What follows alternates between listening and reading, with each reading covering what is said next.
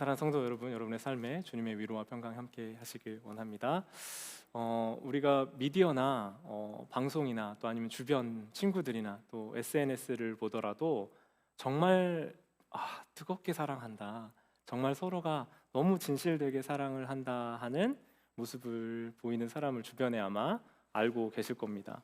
선남선녀들의 너무 아름다운 사랑 이야기가 있을 거예요. 그런데 그 사랑의 이야기가 얼마 지나지 않아 그 사랑은 식고 이제는 전우애로, 우정으로 산다는 말을 하곤 합니다.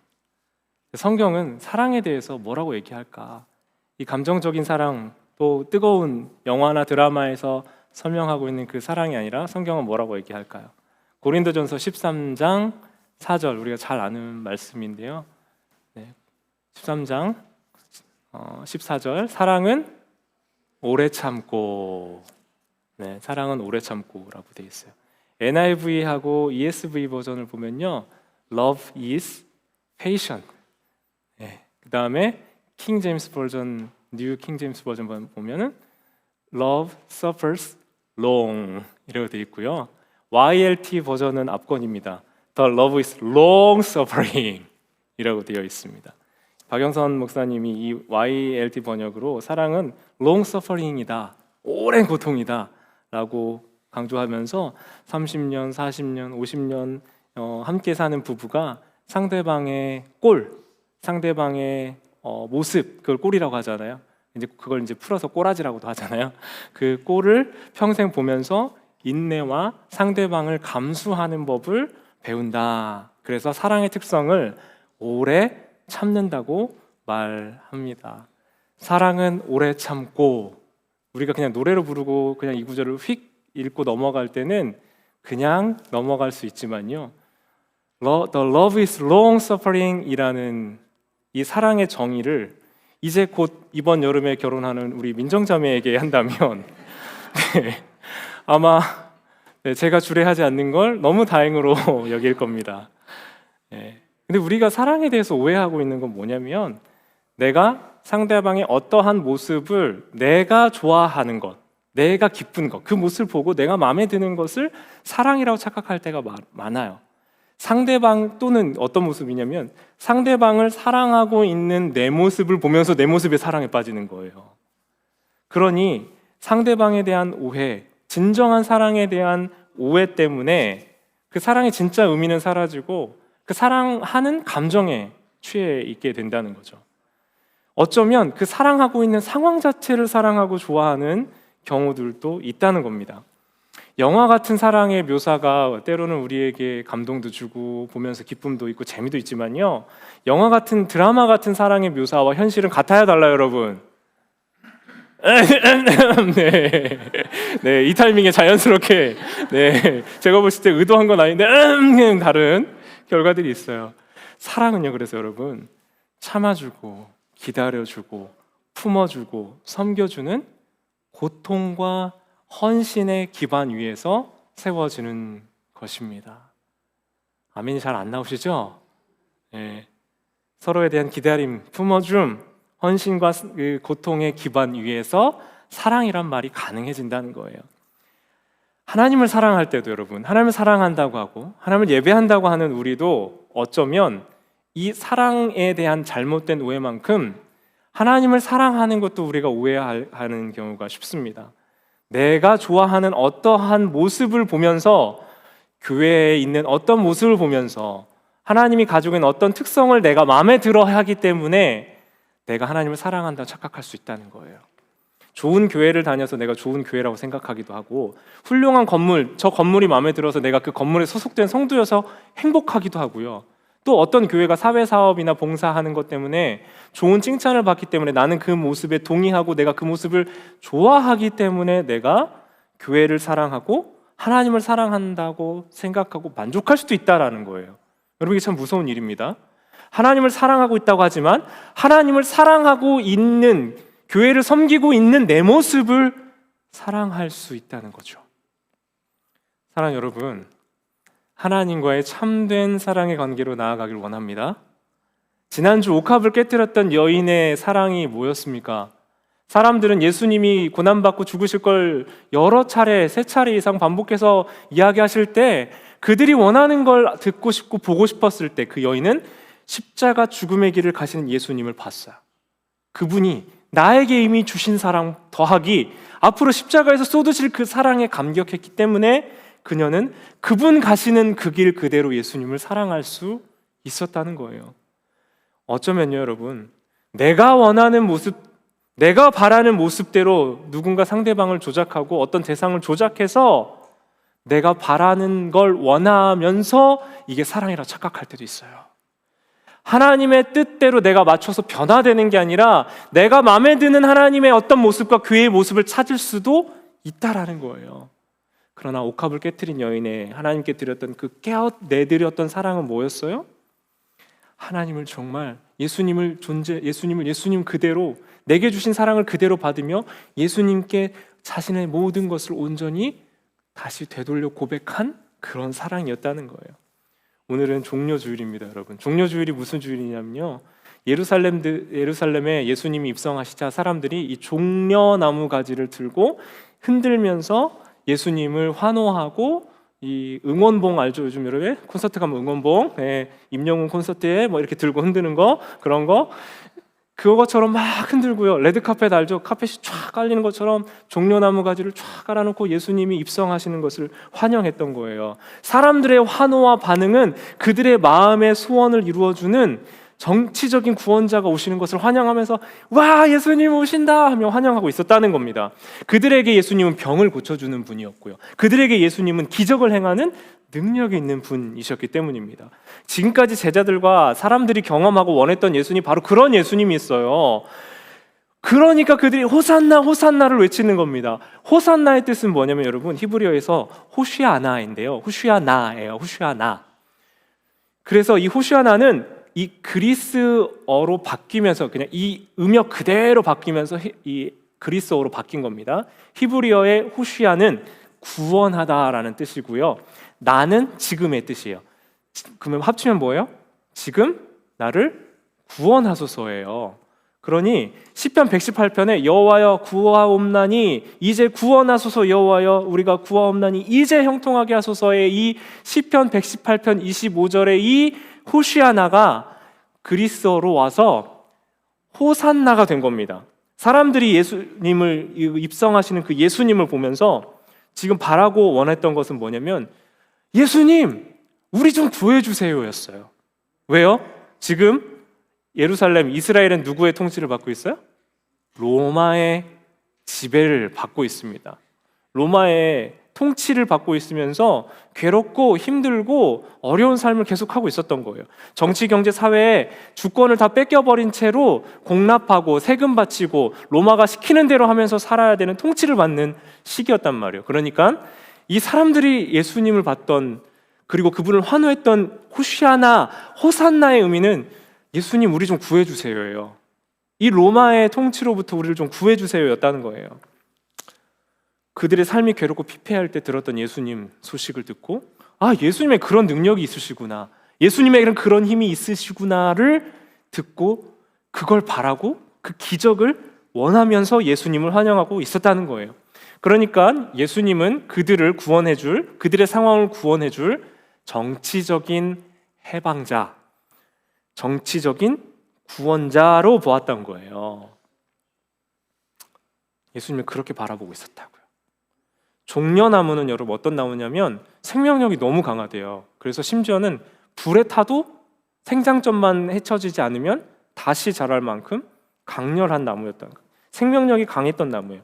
그러니까 이 종려나무를 보면서 이스라엘이 왜 이 종려나무 가지를 흔들고 이렇게 바닥에 깔았냐면 생명력이 강한 이 아주 질긴 종려나무처럼 이스라엘은 짓밟히고 짓밟혀도 다시 일어난다는 거예요.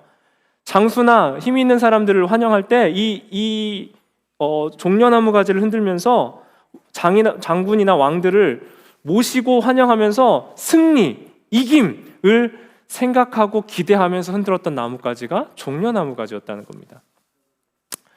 요즘 젊은 사람들이 많이 쓰는 표현 중에 답정너가 있어요. 들어본 적 있으세요? 네, 들어보셨다면 여러분 그래도 좀 젊은 세대랑 가깝게 지내시는 거고요. 무슨 얘기인지 모른다. 그러면 네, 그렇습니다. 이 뜻이 뭐냐면요. 답정너, 이게 줄임말인데 답은 정해져 있고 너는 대답만 하라는 거예요. 답은 정해져 있고 너는 대답만 해. 그래서 답정너예요. 예를 들면 이런 거예요. 남자친구에게 여자친구가 이렇게 물어봅니다. 나 살쪘지? 하고 물어보면 답은 뭐예요? 아니야, 딱 좋아! 가 나와야 되는데 그걸 보면서 그러게 좀 찐 것 같긴 하다 하면 이게 뭐예요? 네, 답에서 벗어난 거예요. 그러면 이제 그 의도는 뭐예요? 안 쪘다를 들어야 되는데 찐 걸 쪘다고 하면 그 답을 들은 질문 출제자의 의도에 벗어난 거예요. 답은 정해졌고 너는 아니야라고 대답을 했어야 되는데 쪘다고 대답을 하는 순간 그 남자친구는 하루 종일 달달 볶이는 거예요. 여러분, 예수님을 믿는, 하나님을 사모하고 하나님의 은혜를 바라보는 그리스도인들도 답, 정, 너가 될 때가 있다는 거예요. 답정, 예수님한테 답정, 예수님 대답만 하세요. 내 답은 정해져 있어요. 내가 원하는 건 정해져 있고 내가 필요한 건 정해져 있는데 예수님은 내가 필요한 것만 해주세요. 그게 답정너 크리스찬인 거예요. 답을 내가 정하는 겁니다. 예수님은 내가 원하는 것을 들어주시는 도구로 예수님을 쓴다는 거예요. 내가 그분을 따라가는 것이 아니라 내가 바라고 원하는 것을 예수님이 따라와 주셔야 내가 만족하는 것이 답정너 크리스찬이라는 거예요. 지금 이스라엘 백성들이 호산나 호산나 하고 있지만 뭐예요? 그들에게는 이미 답이 있었어요. 그들을 정치적으로 구원해 줄 메시아, 답이 정해져 있다는 거예요. 그거 해주러 들어오세요 예수님 하고 환영하고 있었던 겁니다. 그런데 예수님이 나귀 새끼를 타고 입성하시죠. 나귀 새끼. 그리고 그 나귀 새끼를 데리고 오라고 하시면서 들어가는 장면까지가 오늘 장면에 나와 있어요. 위험 있는 왕의 모습이 아니라 나귀, 그것도 새끼를 탄 겸손한 모습이다. 성경은 왜 예수님이 나귀를 타고 오셨는지에 대해서 명확하게 얘기합니다. 먼저는 구약의 약속, 구약의 메시아 예언이 이루어지게 하기 위해서 예수님은 나귀 새끼를 타셨어요. 그래서 스가랴 9장 9절입니다. 시온에 따라 크게 기뻐할지어다, 예루살렘에 따라 즐거이 부를지어다. 보라, 내 왕이 내게 임하시나니 그는 공의로우시며 구원을 베푸시며 겸손하셔서 나귀를 타시나니 나귀의 작은 것 곧 나귀 새끼니라. 스가랴의 구약에서 이미 예언되어 있던 이 말씀이 이 500년의 시간을 거쳐서 예수님의 때에 이루어지게 되기 위하여 예수님은 나귀 새끼를 타고 오셨다는 거예요. 맞아요. 구약의 예언이 이루어지도록 예수님이 나귀 새끼를 타셨습니다. 그런데 여러분, 제가 이 말씀을 묵상하면서 구약에 이루어지기 위해 하나님의 말씀은 그냥 단순하지 않잖아요. 물론 단순하게 우리에게 그냥 진리의 말씀이지만 왜 그러셨을까? 왜 하필 나귀 새끼였을까를 곰곰하게 생각해 보고 묵상해 봤습니다. 여러분, 지금 6월절은요, 이 시기가 지금 6월절이거든요. 사람들이, 민족들이 막 몰려드는 시기였어요. 6월절은 명절이기 때문에 전 그 세계에 흩어져 있던 디아스포라들이 이 예루살렘으로 돌아오는 때입니다. 고향으로 돌아왔어요. 그러면 자연히 인구가 폭증했어요. 그죠? 인구가 많아졌습니다. 예루살렘 주변에, 그 일대에, 유대인들 사는 거주 지역에 인구가 많아지면 어떨까요? 로마를 통치하는 당국의 입장에서 생각해 보세요. 로마를 통치하는 입장에서는 사람들이 모이는 게 그렇게 좋을 수가 없어요. 모이면 세력이 형성되고 힘이 생기고 반란이 일어나기도 쉬워요. 그래서 로마의 입장에서는 뭘 하냐면, 로마 군단의 입장에서는 그 아주 멋진 말들 있죠. 전쟁에 사용되는 말들을 타고 이 군인들과 장수들이 일부러 행진하는 거예요. 순찰도 하고 행진도 하는 거예요. 긴장감을 만들어내는 겁니다. 장수들은 멋진 말들 타겠죠. 흑마, 백마, 멋있는 말들 타고 또각또각 소리 내면서 그 일대를 다녔을 거예요. 긴장감을 만들고, 그 힘과 권위 얼마나 멋있어요. 여러분, 말 타고 있으면 탁 해서 따각따각 하면서 가고 있는 그 위험 있고 힘 있는 모습을 사람들에게 보여주었을 거란 말이에요.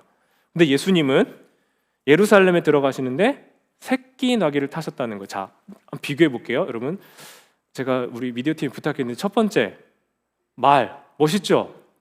너무 멋있죠? 이런 말들 타고 행진하는 사람은 그 위에 타고 있는 사람도 어때 보일까요? 멋있어 보일 거예요. 그죠? 그런데 우리가 나귀 새끼 하니까 그냥 단어로만 보니까 우리가 이미지 생각을 못 하는데요. 이런 말이 아니라 낙이 새끼 보여주세요. 저거예요. 저거 그마저도 큰 거는 낙이 어미고요. 저 밑에 작은 거 보이시죠? 이게 낙이 새끼예요. 그러니까 잘못하면요, 이렇게 타면 키가 크면 다리가 끄실 거예요, 이렇게. 예수님 지금 어떤 모습이라고요? 그 작은 나귀를 타고 예루살렘에 입성하고 계신다고요. 그럼 초라하지 않았을까요? 말 타고 웅장한 입장이 아닌데 괜찮았을까요?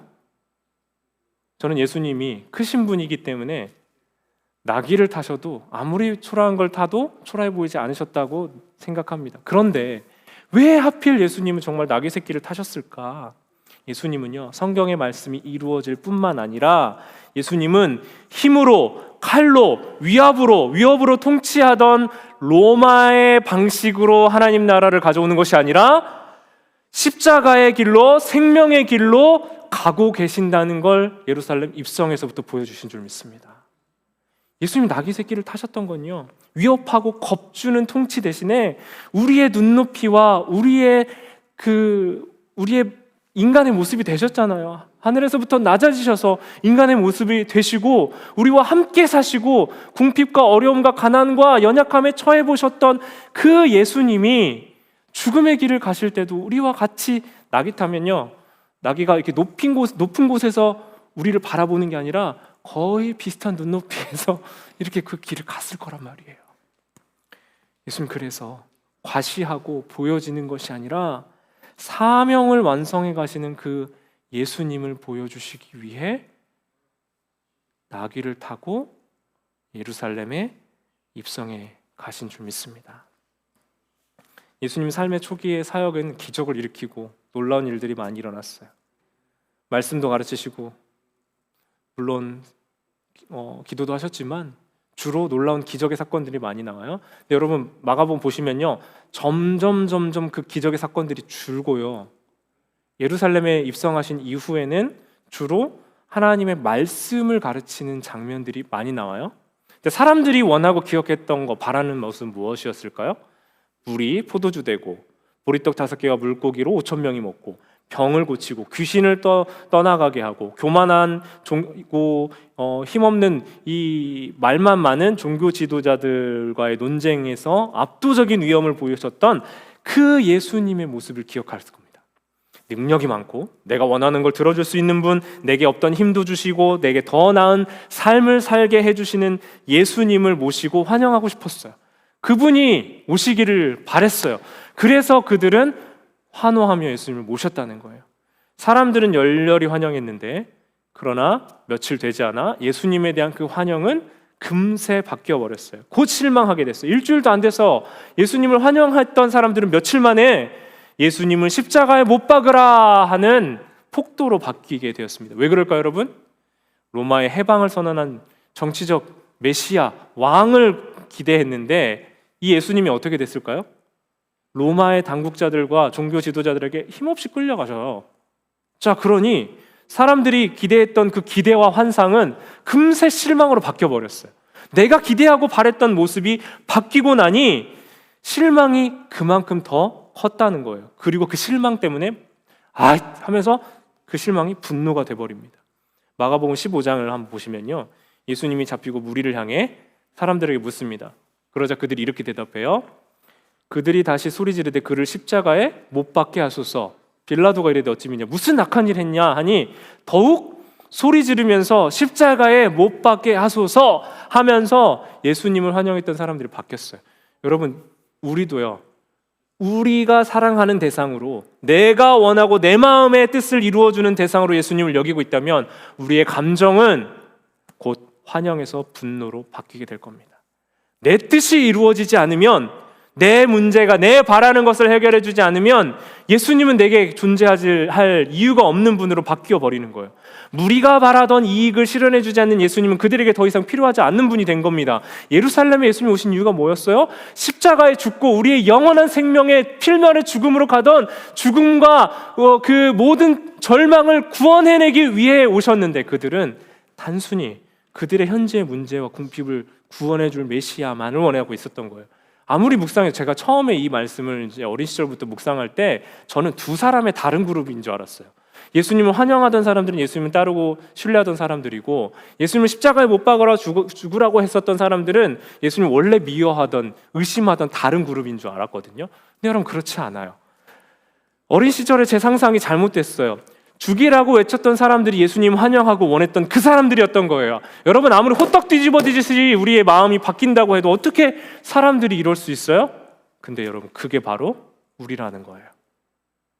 우리가 바라고 원하는 그 모습의 예수님을 내가 원하고 바라는 대로 예수님의 상을 사랑하고 있다면, 그건 예수님을 정말 사랑하고 예수님 뜻대로 살아가는 게 아니라 내가 사랑하고 있는 그 모습, 나의 모습을 사랑하면서 예수님을 사랑한다 착각하고 있는 거라는 거예요.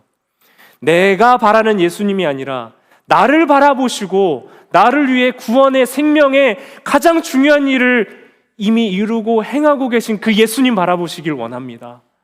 오늘 우리가 이 말씀 보면서요, 여러분, 예수님이 내게 가장 좋은 일을 행하시고 예수님이 내게 나를 이미 아시고 나를 바라보고 계신다는 것을 여러분들 분명 기억하시길 원합니다. 그 예수님이 지금 순종의 길을 가고 계세요. 예수님이 나를 위한 그 길을, 나를 위한 최선의 길을 가고 계세요. 그러니 여러분, 사랑하는 여러분의 삶에 내가 원하는 대로 바라는 대로 이루어지지 않는 그 일들이 예수님의 큰 생명의 구원 역사 안에 있는 일이라면 그것조차도 은혜이고 기쁨으로 여기시길 원해요.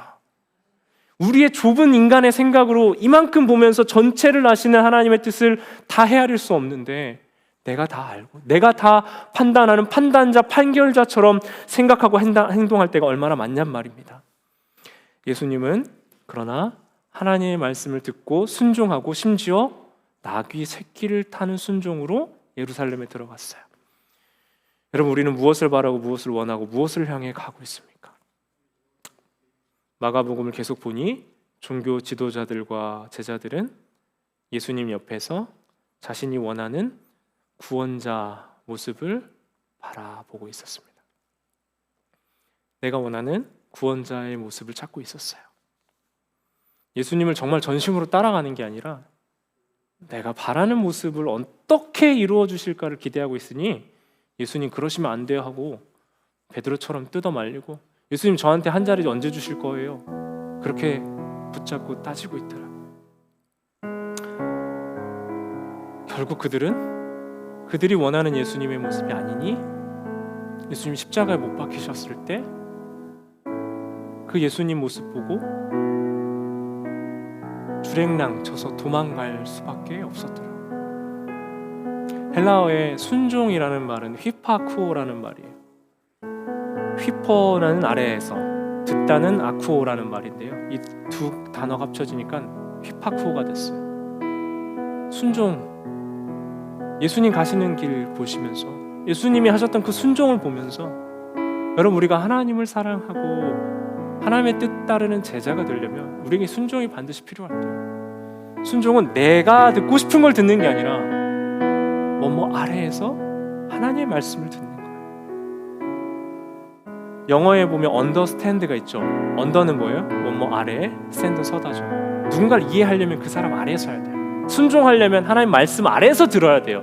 내 생각이 위에 있으면 안 되고요, 하나님의 말씀 아래에서 그 말씀을 들어야 됩니다. 반대로 불순종은 파라코에라고 되어 있어요. 파라코에는 파라라는 말은 뭐뭐에 대항해, 거슬러예요. 아쿠오는 듣다예요. 불순종은 거슬러 들어요. 불순종은 내가 듣고 싶은 것이 아니면 그것을 거스릅니다. 그러니 불순종이 되는 거예요. 사랑하는 여러분, 내가 원하고 내가 바라는 것을 사랑이라고 착각하지 마세요. 예수님이 정말 우리에게 주시는 정말 중요하고 귀한 그 십자가 생명이 우리의 인생에, 우리의 영혼에 가장 중요한 건데, 그 생명 주신 그분께 다른 것 찾느라 지금 우리의 마음, 우리의 사랑 엄한 것에 허비하지 마시고, 늘 내게 힘주고 내게 도움되는 예수님이 아니라, 힘을 주는 분이 아니라 늘 내게 힘이 되어주시고 동행하시는 그 예수님을 의지하는 우리 모두가 되시길 원합니다. 제가 같이 기도하면서 이 종려 주일에 사실은 기뻐하고 환호하며 종려나무 가지 흔들면서 주님 어서 오세요, 환영합니다. 이 종려주일 기쁨의 주일입니다. 예루살렘 입성하러 가시는, 우리를 위해서 그 길 가시는 시간이기 때문에 그렇습니다. 그런데 우리의 마음은 언제나 폭도로 변하듯이 내 필요와 내 원하는 것과 내 기준과 내 방식대로 아래에서 듣는 게 아니라 거슬러 듣는 나의 모습을 돌이키며 주님 십자가 생명 은혜에 그 은혜를 구원하시는 그 생명 사랑을 바라보며 나도 예수님을 사랑하게 하여 주십시오. 내 사랑은 지극히 나를 위한 사랑입니다. 내 사랑은 지극히 내 안에만 머물러 있습니다. 정말 우리에게 생명 주신 예수님의 사랑을 따라갈 수 없습니다. 그러나 옥합을 깨트린 여인이 자기를 향한 그 예수님의 사랑을 깨닫고 경험하였을 때 그녀가 예수님을 향한 모든 사랑을 쏟아서 표현할 수 있었던 거죠. 우리도 먼저 받아야 돼요. 예수님 그 사랑 내게도 알게 하여 주십시오. 예수님 내게도 그 사랑 깨닫게 하여 주십시오. 예수님의 그 사랑 내 마음 안에 새겨 주십시오. 그 십자가 생명과 죽음을 향해 가신 겸손과 순종의 걸음 우리가 생각합니다. 바라봅니다. 따라갑니다. 우리 함께 기도하며 주님께 나아가겠습니다. 주님 감사합니다.